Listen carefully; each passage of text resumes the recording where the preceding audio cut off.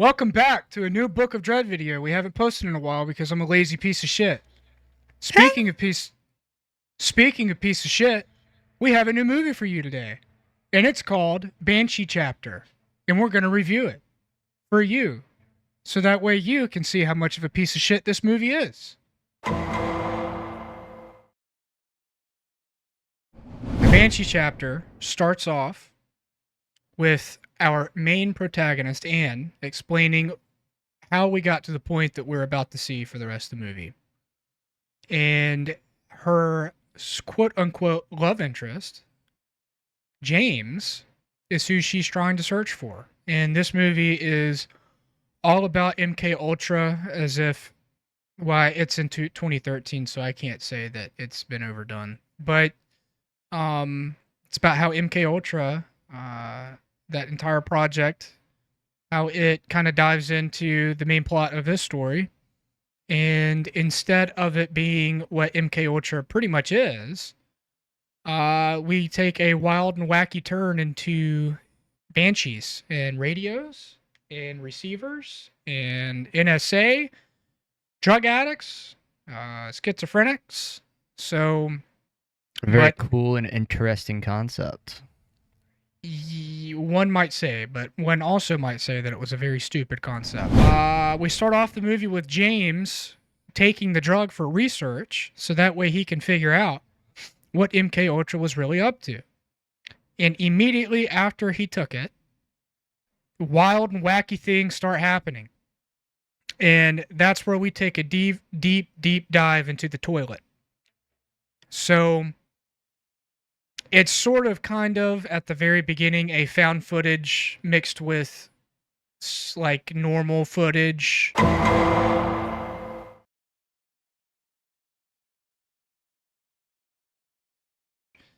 And we see that Rennie, which is the camera guy, James's, I guess, best friend and fellow researcher, is filming him taking a trip on what it is in this movie is DMT. I'm not very familiar with MK Ultra. So they take DMT, and it's this blue substance, and immediately things start happening where I think he says something like, I can see them and they're coming towards the house. But before any of that happens, a radio starts going off in their living room, and it's carnival music, and it's basically Mason spouting the numbers off. They go down there, we get a glimpse of something, and it's like bright daylight. So then after he says it's coming to the house, I believe that the camera cuts, loud noise, and James is turned into what seems to be a banshee. So after that, we get to Anne and her main protagonist story. So we're going to try something different where we break the movie up into sections and then give our review based upon that section. And if it works, it works. If it doesn't, then we'll abandon the concept and go to something else. But here is our review from the first part of the movie, because that is a section. And I can tell you I didn't like it too much. I thought it was very... the common theme for me throughout the movie, which we'll get into, is that it was very annoying. Most of the jump scares were very obnoxious and annoying. And there is a very loud and stupid gong sound that they use throughout the entire film whenever something's suspenseful or action type is happening. Not only did that get on my nerves, but every single time there was a jump scare, it was the loudest fucking noise on earth. And you had bright flashing lights with TV static, and that was also the most annoying thing on earth.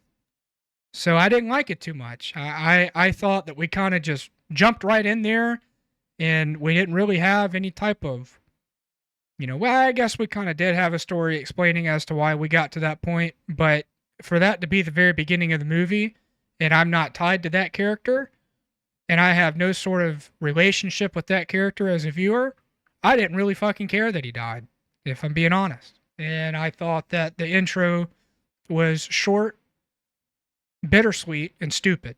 I thought that the first part, the intro, is kind of. I didn't care for it a lot. I thought that it could have been done maybe a little bit differently. But I did think that it did an okay job to set up the movie. I wish that um I wish that it wouldn't have shown James as a banshee.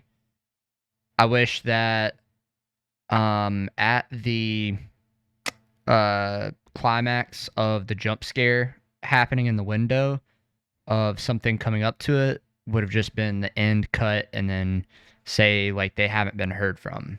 Say like they uh they've investigated the house, there's nobody there. I thought that would have made it a little bit better.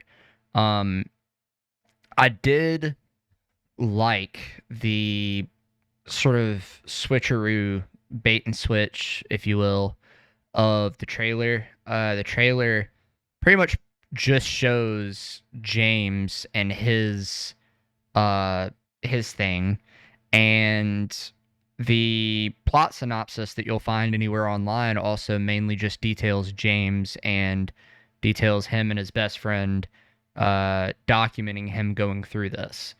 They don't tell you that the movie is actually entirely about finding what happened to James. So I thought that that was really cool that that happened because I was a little bit skeptical about, going in and it just being sort of locked down to that. I thought maybe it might be cool just because of the whole drug concept of it. But it took a different route, which I kind of ended up liking. And I'll let Kory explain the next part. So, And I want to be clear that I went into this movie with no expectations. I honestly didn't even know what the fuck we were going to watch until 2 minutes before we hopped into a call. What happens is we immediately cut after James is seen turning into a banshee. We immediately cut to a police station where Rennie is at. I'm guessing he reported the crime. We don't know. And the cops are doing their, Texas style. We're gonna. Do you know the inmates we have down there in the county jail? They're gonna fuck you like you're a new chicken or some shit like that. It was really weird. And basically, they were just trying to get him to admit that he did the wrongdoing, but they could not charge him. If he didn't admit it, they couldn't charge him because there's no body. So after that, after we get through with the police interrogation, if you will, we immediately cut to Anne, who is now explaining the point that we're at that particular moment. Now, Anne and James and Rennie were all three investigative journalists. And as I told you, they were investigating MK Ultra and why the government did what they did. And Anne now is trying to find what happened to James and also Rennie. So she goes to the town that they're in, which I think somewhere in Nevada. She goes to the house, and there's nothing there. It looks abandoned, obviously, which honestly I thought that maybe it would be like a crime scene, but there's no tape, and she, I guess, has a key, so she just walks right in. And she's starting to look around at where we were at whenever they heard the radio. And she's looking at all the documents they had over there. And then she hears the floor creaking upstairs. I can't remember if she went up there, but she left the house and she goes to, I believe, I think it's a radio store. Because she discovered some cassette tapes and stuff like that. She pulled all that stuff out from the house. She goes to a local expert. That's when that particular expert tells her, basically explains where the numbers originate or where they think they originate from. And I believe maybe that she was showing him. Yeah, she was showing him the recordings from the camera that Rennie was using to record James when he was doing his trip. And that's how he's like, oh, I know those numbers. So let me tell you what those numbers are, or at least what we think it is. Gives her a receiver to take on her own. And that's when we find out that Anne asked that particular guy if he worked for the NSA. And it turns out she knew who that guy was the entire time. And he said, basically, get the fuck out of my store if you're going to ask questions like that. So now Anne takes the receiver and she goes out to the desert to where that guy told her to go. And that's when the numbers start playing. And for whatever stupid reason, as the night gets further on and further on, the numbers start playing. It gets more intense with the numbers, and she decides to get out of the car with a flashlight. She gets the fuck out of there as soon as she sees a dark figure just Watch floating out! around. Don't listen to the number station after 3 a.m. Yep. So she sees that mysterious figure coming after her, so she gets the fuck out of there. What I'm reading right here, Anne discovers that a mention of friends in Colorado. The friends in Colorado thing was kind of weird, but that's where James got the drugs. It's used as like a euphemism for where you get drugs from. Exactly. But it turns out that where he got the drugs from was also a kind of journalist but counterculture writer, Thomas Blackburn. And he is also known for his drug use and crazy behavior. So she contacts him by phone, and that guy just gets really pissed off. I can't remember what exactly he said, but He said, have you read my new book? And she's like, no, I haven't. It's titled Go Fuck Yourself. And hangs up on her. That just hangs up, yeah. So after that night, because I guess it was just really late in the office when she called him, next morning she goes to her boss and says, I'm basically going to go try to find Thomas Blackburn and see how this is connected. She shows up to a bar somewhere in rural Nevada, and he shows up, and that's whenever he invites her to his house that night. Now, this becomes one of the crazier scenes in the movie, and this kind of sets up for some plot twists later on in the movie, and so we will be getting into spoilers later on, but he invites her over, shows up to a house party with 3 fucking people there, and he's older, right? But he has extreme alcoholism and extreme like he's just a junkie pretty much. Just an old man. Yeah. So from rural Nevada, yeah, it's exactly what you think an old man from rural Nevada would be, right? So yes. She lies. Oh, hold on. Get out. Get out. Get out. Well, guys, I have some unfortunate news to break to you. The Book of Dread will be ending after this episode. Come on, We've done a lot of thinking and soul searching, and we just really can't continue it on because unfortunately me and Kory just don't like each other anymore. I don't have cats, I have toddlers, that's what they are. Anyway, so she lies. She uses Sarah Weiss as her name to Thomas. Now, as you can remember, Thomas is an investigative counterculture journalist and writer for books. So she goes into the kitchen. There's a girl named Callie there that is a junkie / scientist that has made this particular type of DMT. And this is before we understand that it's not a formula that was made up by different compounds like hydrogen and nitrogen and stuff like that, that was specifically made for the drug. We find out that the ones that the government was extracting and using on the patients for the MK Ultra program was a particular type of substance that came out of human brains. So what Callie tells us as she's pouring the drugs into these little tubes, I'm guessing just dosing it for everybody, that was a compound that she made, not that the government had made. And she explained that that particular compound is not going to fuck everybody up because she's not trying to scare everybody. They're just trying to have a good time. Now, we cut to Anne and Thomas Blackburn in Thomas's office. And Thomas is giving us some exposition that I honestly can't fucking stand because he just sounds like the Joker from the Christopher Nolan films. I don't know why I can't think of the actor because he's one of the what's the guy? What's the guy's name, Jordan? Who are you referencing The again? Joker, the Joker from Christopher Nolan. Heath Ledger? Heath Ledger. This guy, they were like, we need you to seem mystical. We need you to seem intellectual but crazy. And he said, I got it. Heath Ledger. So, see, my opposition on that, the way that I kind of felt about the movie, it felt like sort of a cyberpunk character dichotomy going on between Anne and Thomas Blackburn. It was like V and Johnny Sins or whatever his name was. Not Johnny Sins. Definitely not Johnny Sins. Anyway, keep going.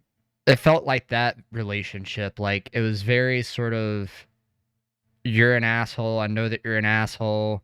I think that you're an asshole, though, because you're like a goody two-shoes type asshole. But there's like a father and kid sort of relationship there as well. It's like very weird and intertwined. But it worked. Wow.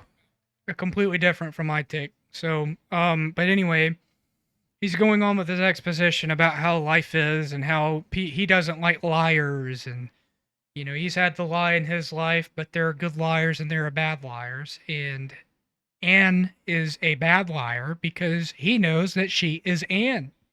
Because, like I said, he is also an investigative journalist / culture or counterculture writer. So the cat's out of the bag. She gets mad that he looked her up. And this was after she took the drug. She just threw it in the fucking trash can. She didn't take it. She just wanted to see everybody else take it to see what effects it had. Now, as he is going through this exposition, he is pouring her a glass of whiskey and gives her that glass of whiskey to use as a chaser for the drug. And she drinks it. And as he's sipping his whiskey and towards the end of his exposition, he tells her, I'm a liar too. Because I saw you put that drug in the trash can. But that's not the drug. The drug is the whiskey that you just drank. And all hell breaks loose. Got your ass, Ann. Yeah, you thought that I was gonna be taken for a fool? I ain't part of no fucking QAnon. So he takes the drug. Callie takes the drug, but she's having her own trip in the bedroom. And out of nowhere, I believe, Callie starts freaking out. She's like, oh my God, I can't believe I took it. And she starts walking around the house trying to get away from Thomas. And Thomas doesn't give a fuck. He's just sitting in his office waiting for the trip to happen. So it's not like he's chasing her. And out of nowhere, she goes into Callie's room where she's sitting. And Callie starts freaking the fuck out, saying the same thing James was saying. It wants me. I can see it. It will be here soon. It can see the house and it's coming towards the house. And yeah, it gets crazy. Callie fucking freaks out. She screams at the top of her lungs, and also a very annoying jump scare that happened. And I think what happens is that after Callie screams at the top of her lungs, Anne goes for Thomas to tell him rather, that Callie is freaking the fuck out and that what did we take? And he said, I don't know. I'm not the drug expert. She is. So she goes back to Callie and she's screaming and she's saying, it can see me. It's through the window. And if I'm not mistaken, Anne sees or hears the figure that she saw back in the desert when she was by herself. And both her and Callie are screaming so loud that Thomas decides to come in and ask him what the fuck is going on. he heard it as well, and he saw it, or basically, if I'm remembering correctly, they both told him what was going on, and he was like, "Ah, that's bullshit. You're just hallucinating." And then he hears it, and he's like, "Oh shit!" So he scares the shit out of himself, and he closes the door, and he's like right up on the door, and he starts opening it like very slowly and starts creaking it open, and then he sees it, and he was like, "Oh, we're fucked." And then it's at that moment that Callie turns into a banshee. I think Thomas trips out, and then they all three just pass the fuck out. Yeah, they all And, crash. and that is the end of what we're going to say is chapter 2. Long ass chapter. Yes. So for chapter 2, I guess, just mainly, I guess you could really call this sort of like the meat of the story. I think that it definitely set the film into a right direction. It definitely left you with a lot to start with, like a lot of questions and a lot of like, what the fuck? So I just don't really like how they went about things of, um, you know, looking into it, going like to his house. I feel like there should have been some friends around or something like that that they maybe could have asked, like some supplemental people other than just Rennie as a character. I feel like there's got to be other people to that you could supplement with. It just doesn't make sense. I mean, they could have explained maybe James was kind of like a to himself sort of person and didn't really talk to people, but then at the same time, they show like that he is social in some regard. In like some flashback scenes when she's like looking at their pictures and stuff, and it shows a scene of them at a party. Like obviously, he was a very social person in some regard. So I thought that that was kind of stupid, weird, like kind of plot hole-ish. But then you get to sort of the Thomas Blackburn stuff. So they show a bunch of stuff to sum up Thomas Blackburn and who he is as like a person.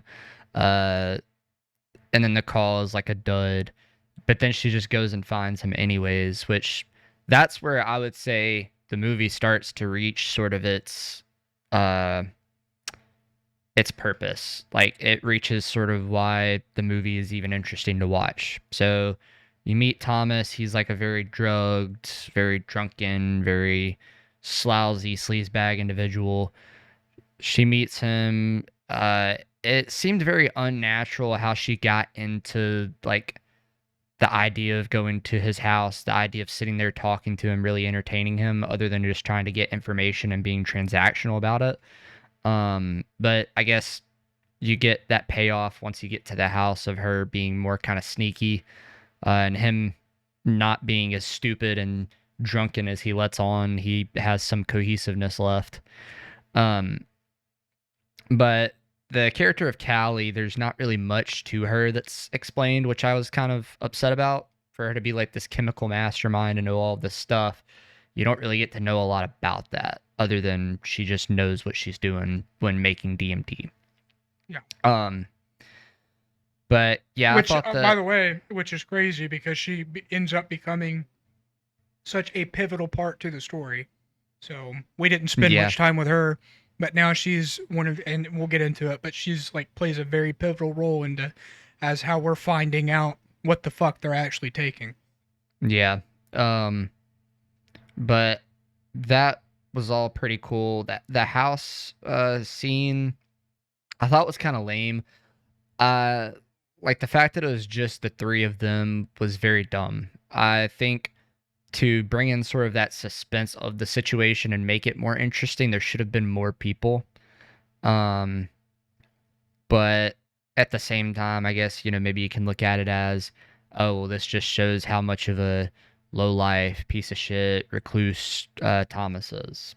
Whatever. But as far as like the jump scare parts of this, so the jump scares, getting into them, I didn't really.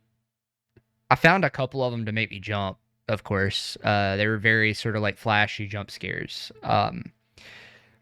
But they were cheap. And I'll go more into that and why I kind of think that they're cheap overall. But I thought that they sort of just served mainly as like a good uh freshener throughout the story, but the story in this big meat portion definitely gave a good bit of lore that was nice and sort of set up the rest of the story. I did not like it as much as I had hoped to. And looking back on it now, this was probably the most likable part of the movie because it's more likely to happen like this.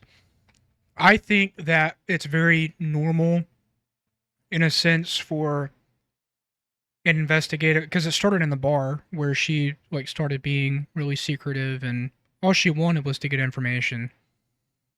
And so I thought it was going to be set up really nice and I liked how he lied to her as well. I thought that was a great and interesting part to that because we were like, well, she in my mind at least I was like she's not going to take the drug obviously, right? She doesn't want to because she doesn't want the same thing happening to at least to her because then she'll never find out anything and plus she'll be dead. And then for him to say we gave you the drug too, it's all this very big like manner of emotions in a matter of maybe 15 minutes and then it's fucking ruined by the action sequence of the Banshee coming into the house. And I'm not going to even blame the acting. And it was just mainly the jump scares. And it's just so cheap and nothing paid off and it loud and obnoxious and so um I didn't like it. I don't know what the fuck it is, dude. That part just it was ruined. So after they crash, we cut to them waking up at Thomas's house. And she's glad to know that she's not dead, and neither is Thomas, but now they need to try and find Callie. And maybe if they can find Callie, it would kind of be the same thing that happened to James, and it could lead to, information that could be used to find James. So they head to Callie's, which it said that she bought a house during the massive market crash. So she's like in this like mansion or whatever. And she asked Thomas on the way there, like, where do you think the drugs are? Because, you've been to her house. I'm sure you've seen it. And he said they're in the basement because the government can, I guess, use infrared to find anything above ground. So when they get to the house, Thomas gives her a radio, says, use channel 2 and we'll communicate because I'm going to stay out here. Because he has this massive moment in the car where, his fucking eyes go into the back of his head and he starts bleeding like the entity is trying to take over, right? Or at least attempting to. So she gets to the house, she goes down to the basement, and it's like a just Frankenstein's lair with mathematical scientific equations on a blackboard and brains and different drugs and stuff like that. And on a table she finds that it's the brains, like different materials and different parts of the brain that has been on this board, or like a cooking sheet, for instance. And it's found that they're extracting it from the pineal gland through a videotape that she starts watching. And as she's getting into these videotapes, she's looking at the blackboard, and as she looks, the patient, which most of these videotapes, I'm sorry, it's my fault. Most of these videotapes are showing basically you could say the transaction of the scientist in the lab giving the patient the drug, walking out of the room and looking at the effects. And most of the time what ends up happening is that they freak out and then they're possessed and start saying these numbers and letters. Now, as she gets to that part on that particular tape, she's looking at the blackboard And it's not just some random numbers and letters. It is the equation that is used to come up with DMT 19 rather. And it's found out that she now understands that the people that are injected are being used as antennas. So they're not being put, like, they're not having DMT 19 put into their bodies. They're having some sort of other drug put into their bodies. So that way the scientists can come up with DMT 19. And they're using these people, like I said, as radio antennas, so that basically aliens can broadcast the signals through the brain waves that come up with DMT 19. Now, from what I'm reading, because I got a little bit confused when we were watching the movie, the government never came up with DMT 19, but instead received instructions from the. Oh, yeah. In addition to the base chemical compound, scientists were adding they were adding the harvested material from the pineal gland to the DMT 19 that the aliens were telling them to do, and bam, we have banshees, right? So basically, as she discovers that is the epiphany of the movie, that is the major overarching plot twist to the entire movie, at least up to this point. As she figures that out, she's getting ready to leave. She sees a map. And it's marked on there where she can find the bunker or the laboratory or whatever as to where all that. Yeah, Chamber 5 as to where that stuff's being made. And so she is now looking at security cameras and see that Callie showed up 9 minutes before she got there. And that's where we have another action scene. That is where we have Callie as a Banshee trying to kill Anne. So Anne gets out of there, gets back into the car, and we have, I guess, what seemed to try and be a comedic moment where Anne is screaming at the top of her lungs and Thomas passed out. And he wakes up and says, "Oh, you scared the fuck out of me." And then we immediately cut to them driving in the desert. So I would say that could be its own section. And this was probably the best part of the movie because we're getting the information that we have been confused about the entire time. And I actually kind of liked the set piece too. It was very simple, but it was honest. And we just got a bunch of lore from that. And that was, in my opinion, the best part of the movie. I thought it was great. What it felt to me was like the amount of information that was being answered and that was being given was like at the end of the Saw movies where the plot twist started to come in and they're explaining everything and they're throwing everything at you and it's all cut into flashbacks and different scenes. That's what it felt like to me. It kind of felt nostalgic too because of that. So I enjoyed this a lot. And it's sad because that could have happened the entire movie where, I enjoy it, but that didn't. So for that part of the movie, I really enjoyed like the little portion where they stop on the road and the like little side view mirror flash jump scare scene happens and then he starts convulsing in the back of the car. I thought that was kind of cool. And then obviously they get to what is sort of the set piece for this main portion of the movie. So she bought a mansion out in like the middle of nowhere.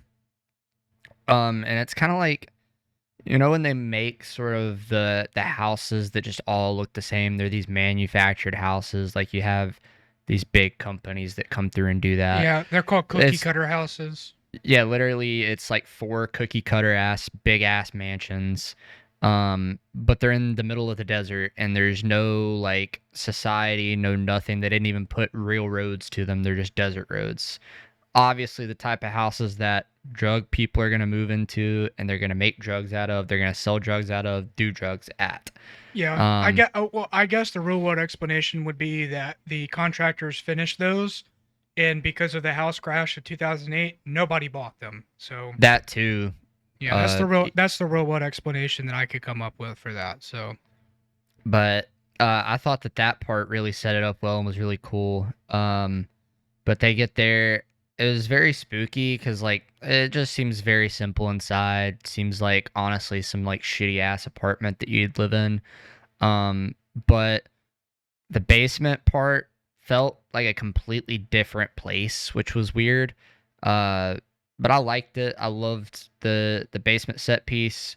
I liked the plot twist with the ingredients to the drug. I liked sort of the security camera footage. It created some good suspense. Uh, and then when you see that she came into the room and she's behind the staircase now, when she finally gets off the computer and starts to look behind her, it's very like at the start it was very okay, well this is going to be stupid because it's just going to be very cheap. But they kind of got me a little bit by having it where she starts going up the staircase and you get to the point where you just finally think that everything might be okay and then a hand reaches out to grab her and it's like, oh shit. So I thought that was kind of cool. And then, obviously they get back in the car and they leave. But overall it was definitely a great part to the movie. I would probably say that it was my favorite part too. Looking back on it, I did like I did think that the second part of the movie that we just talked about had higher points, but I feel like as an overall and just getting away with completely unscathed, I think that this part really did it. now we get into, I guess we could say, is the fourth chapter of this movie. And this is where the main action scene takes place. Um, Coming from the mansion, we have Anne and Thomas driving to Chamber 5. They stop for a piss break. That's when Anne realizes that maybe the signal is coming from the Chamber 5 laboratory. Because, like I said, these people, these patients, are being used as antennas for the aliens. And now we have it in Chamber 5 when they eventually show up. They get out of the car, and Thomas he was saying he wanted to hide, but he's not going to because those are boring nights. And he opens up the trunk to find a gas can, and he said, "We're going to burn whatever the fuck is down there to get rid of it." And he tells Anne to lead the way to Chamber 5. As she starts walking away, he goes to the front of the car and grabs the gun, puts it in his back pocket, and we're on our way. This is where we find out, as they're walking to the chamber, that Thomas had lied to her again about giving her the DMT-19. He did not give it to her. Turns out he did not. And he said, I did not give it to her. I did not. He said that it was regardless as to whether or not she took it, of the entities following her. And because I guess they got stronger or whatever. As they're going in, they eventually, I mean, it's a scary set piece, obviously, but they eventually find the room where, there's a bunch of radio equipment, and it says here a large tank with some sort of person in there, I guess is the main receiver for the information. And it pops up, and, it's a big jump scare. And as soon as that happens, everything starts coming to life. Anne tries to find the gasoline canister, but Thomas had dropped it. And this is where I thought Thomas was like turning on her to like, maybe he was a part of it all and he's about to feed her to whatever is down there. But that's not the case.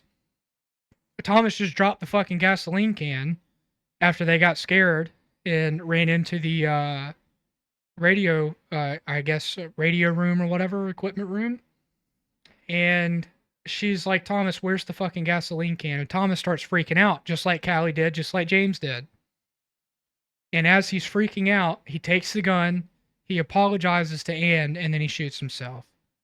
And I don't understand why. Anne was like super upset that it happened, and I'm hoping that it was the writer and director's intention to make it to where she was upset because he left her and now she's got to figure it out on her own, and not that they had a great relationship together, because that relationship with these two characters were not built upon at all. And if it was, I didn't notice it because he was crazy and she seemed like she didn't like him at all. Now, the entity that took over Thomas is now trying to get into the room, so she hides in a locker that is inside of that room. And the entity walks in, passes the locker, and then we get another jump scare of the entity slamming his fist against the locker. So she runs out, she finds the gasoline canister, she pours gasoline all over the room, but mainly in the tank, and she lights that bitch on fire and it blows up. After she comes back awake, she sees a bunch of clothing on the ground, and it turns out that it was the same clothing that James was wearing in the tapes. So now it is revealed that James was the one that was chasing her and trying to kill her all along. He was the main Banshee for her. So I can tell you in great confidence that this is what ruined the movie for me. I thought that we were going to pick back up after the basement and everything was going to be all fine and dandy. And boy, was I wrong. This was a hot fucking mess. A hot mess. The radio room was very bare and it was pointless. At least in my opinion, you could have just had the person sitting in there with like the guy from the Green Mile sitting in an electric chair. You could have just had that. And it was, you know what I would have liked to see? I would have liked to see the monster.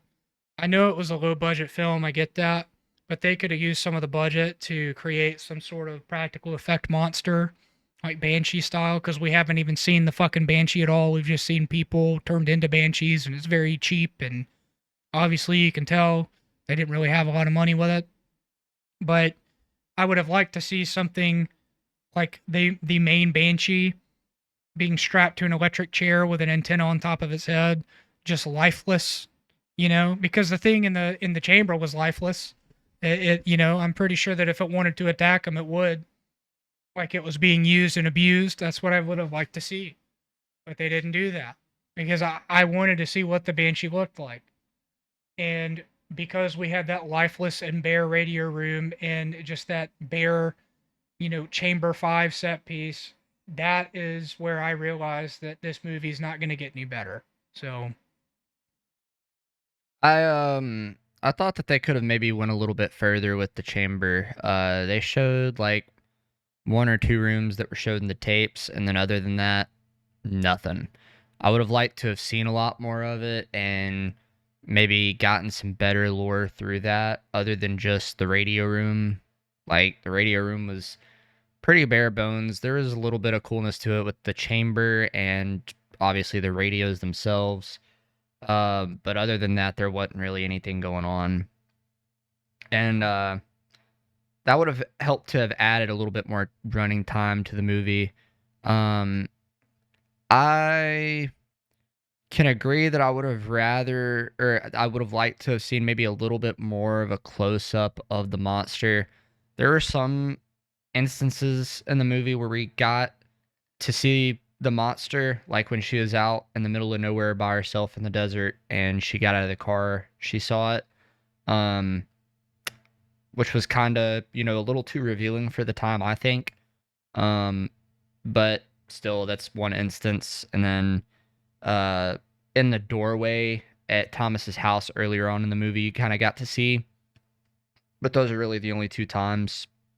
Um, but yeah, I overall thought that this part was decent.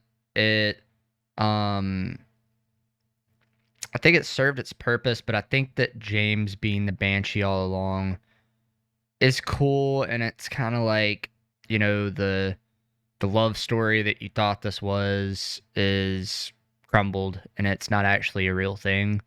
Uh, at the same time, I would have rather just had the mystery of like what the fuck happened to James? Where is he at? What happened to Rennie? Where is he at? Uh, and just have Oh, it be sort of a mysterious thing. Like maybe they turn into banshees and you just see him maybe once and then you don't see him again. yeah, I will say that they tried so hard to build the relationship between James and Anne throughout the entire movie with flashbacks and her questioning herself if she was in love with him at the very Mm-hmm. beginning of the movie. And it just failed because we never got any time with James except for 10 minutes. So Yeah. that's my biggest gripe. And with a lot of these movies too, that's my biggest gripe. They want Saul type plot twist, but you can't have that if you don't spend time with the fucking characters. Thomas was a throwaway character, and so was Callie, and that's most of these fucking characters in this movie. I mean, even the journalist, like Anne's boss, she's a throwaway character too. Same with Rennie, and same with James. Anne is the only character that you spend time with that you really get to know, and I feel like they did a very good job with making you care about Anne because she's looking for somebody that she may be in love with, and she understands that it's too late now, that she may never find him, and that she can't go back in the past, and that she wishes she could. But none of that pays off because James is fucking dead, right? So now, for our fifth and final chapter, we go to the police station, and it seems to be the same police station that Rennie was taken to. Now, we don't see the cops yet. Cops don't come in. Anne is covered. She's covered in blood. So she's like, fuck. I saw the interrogation, um, between the cops and Rennie. And I feel like, they're going to question me and ask me if I did it. That's kind of the feeling I got. Um, and her boss shows up. And that's when we get the plot twist and all. That's when we finally realize that, yeah, if you don't take the drug, the Banshee can still come after you, and the Banshee's still alive. She didn't do any of it. She thought that she got rid of it, but she didn't. I guess the aliens figured out a way. What they were trying to figure out is how they didn't even have to use the drug, or the drug was just pointless to them, and they wanted to figure out how they could get down to Earth and terrorize people. Basically, I guess through like them being in a different plane of existence, but still being on the same plane as, real life, right? So, or reality. And that's, she's going in with her boss, like, they're probably going to try to give me jail time. And, there's no bodies, there's no evidence. And Thomas killed himself and blah, blah, blah, blah, blah. And she's like, her boss is like, oh, don't worry about it. We'll cover all the fees. Um, and I think her boss was saying stuff like, you know, are you sure he did not give you that drug? Are you absolutely sure he didn't give it to you? And she's like, yeah. And her boss was like, what makes you say that? And all she could come up with was, well, I just don't think he had anything to gain from it. So he didn't do it. And that's whenever we start hearing the carnival music and the numbers. And that's when she realizes that she's fucked. Now, I will let you explain the last piece of footage in this movie because it is the main overarching plot twist. So, Anne goes up and starts banging on the radio, and she's screaming for them to help. And she turns around, and her boss is a Banshee. And is like bleeding out of the eyes, the whole 9 yards. Then a tape, which she says, her boss had, mentioned was recovered, the last bit of footage that was on it. That was sort of, a thing that was earlier back in the movie. Anne was trying to get footage off of it for her investigation. It shows that footage on screen, and it is of the patient 11 that we've seen through flashbacks during most of the movie, being, held down and everything. And they finish testing on him, and they say to go ahead and throw him out, just throw him out in like the nearby college or something somewhere. He'll, fit in. We'll, put his address and all that stuff together, and he'll get back into society. And nobody will ever know. Give him to a And then field they team, yeah. mention the name of the person, and it turns out to be Sir Thomas Blackburn himself. Yeah. So he was all along a part of the experiment. He was patient 0, if you will, even though he's patient 11. Which that's actually kind of funny thinking about it, because Stranger Things 11 is what the fuck ever. Yeah. Which, to be clear, this came out before Stranger Things, but anyway, go ahead. Yeah. I think that with that, I don't think we really need to like go over this particular part of the movie and say that our thoughts on it. I think we can just go ahead and cut straight into our overall thoughts of the movie. And I will start because mine will be short and simple. And I think that it sucks. I think that there are plenty of low budget films that have done this way better, and these guys have no excuse. Money cannot be used as an excuse in this time period, because this was really the golden age, in my opinion, of low budget films. Nowadays, maybe you could say the same, right? Where, nowadays it's golden age, whatever. Technology we have is kind of cheap, and people can use technology, however they need to, and if they're creative and make things good. But, it was back then, it was something as simple as taking a fucking video camera and recording whatever you want, and that's how you can be creative with it. I have seen YouTube videos, YouTube series, way better than this. And I really tried so hard to like it. And I think everything except for the writing was cheap. The writing was great. I can see where they were trying to go with it. But the screenplay ruins it all. And it was so lazily done that, you know what it feels like? It feels like whoever was directing it got halfway through and was like, fuck, I don't want to do this anymore. We just need to get this over with. And it felt like maybe it took 4 months to shoot. So I would say that I give it a 1.5 out of 5. That's where I'm at with this.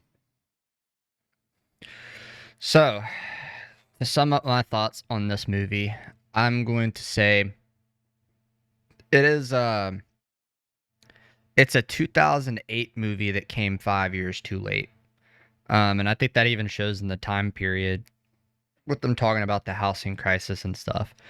The cinematography of the movie is very 2008. It looks a lot like the Texas Chainsaw Massacre reboot. And some of the story and writing kind of feels like that. Which reboot? Are you talking about the one from then, or are you talking about like the new one? Yeah, like 2008, like 2010, something like that. Okay. But it felt a lot like that, and I think that some of the writing and jump scare styles also reflect that, especially the jump scare styles. The jump scares were very cheap. They're very predictable. They're very sort of loud in your face. Relied a lot on sound and noise, which, it gets you, but it doesn't last. It doesn't linger. And it made for some excitement during the movie, which I liked. I much prefer that over it just being entirely boring the entire time, other than like the lore was very interesting. But I thought that the story style was overall top tier. Something that I was able to really get into. Obviously, anytime that they do some type of MK Ultra thing in horror, it's kind of a cliche at this point, but they went an interesting route with it, and also taking like a heavily drug inspired route is another thing that's cool. because there's just not a lot of horror movies that really delve into that. Um, so I, at least tastefully, I really liked that. And as far as the writing goes overall, I guess not really so much the writing. I enjoyed it. I thought that some things could have been a little bit more fleshed out on. Some things weren't completely wrapped up. Uh, my main issue was the pacing, and my issue with that is that it rushed too much. It didn't spread itself out enough, and it would give you, this little idea, but oh, this is just an attraction. We're moving on. Here's the next thing. I thought that, places, people, plot points could have maybe had more time expressed, particularly James. There could have maybe been a little bit more of a longer intro explaining him, making you feel for him, get interested in him. Uh, and of course, the different things I said to do with his intro earlier. Then in the meat part of the movie, there's not really too much I'd change there, except for like maybe the house scene being played out a bit different. Um, and then the scene at the drug house, that's fine. Particularly the Chamber 5 area, I thought could have maybe used a lot of expansion. And then my last thing really is that they didn't really go too incredibly deep into the alien influence part of the movie, which kind of sucks. They never truly mentioned it, which, anytime that you get some alien stuff added into the movie, always makes it a little bit more interesting and different compared to other stuff. Here, But let I me didn't. say something. I feel like the best way to explain this is that instead of the movie singing the story for you, it spit it in your face. Yeah, So definitely. And while I mean, what have we reviewed so far? We reviewed All Hallows Eve and I Trapped the Devil. I yeah, would say, uh, I think overall as a constructed movie, I Trapped the Devil was better as far as likability and as far as my interest. I did like this movie a little bit more. I think for me, this is gonna be a 3.5 out of 5. well, Um, I mean, I can't I remember what I gave I Trapped the Devil. I think it was a 3 though. yeah. Look, I can tell you one thing that's really starting to piss me off. We have only done low budget shitty films. There has yet to be a good movie that we have done. And for our next movie review, I will fight to the death to make sure that it is at least something good. Because we can never tell if it's good or not, obviously, because we try to do it the best route we can where it's not something we've seen before. It's something that neither of us has seen and we have no expectations and we haven't heard anything about it. We want it to be as pure and as quality as possible in the sense that we are giving you an honest review. And I would hate to just keep spitting these movie reviews out with nothing but bad reviews. So I'm hoping, because Jordan is the one that picks these movies and makes the scheduling for them, that next time our next movie will be something of substance and something that is good. I'm And with picking that, the worst movie for our next review. and I will fucking quit the YouTube channel because it's not a podcast. But with Well, that being said, this is a podcast. with this is a YouTube channel, and with that being said, this has been another episode in the Book of Dread YouTube channel, not podcast. Goodbye.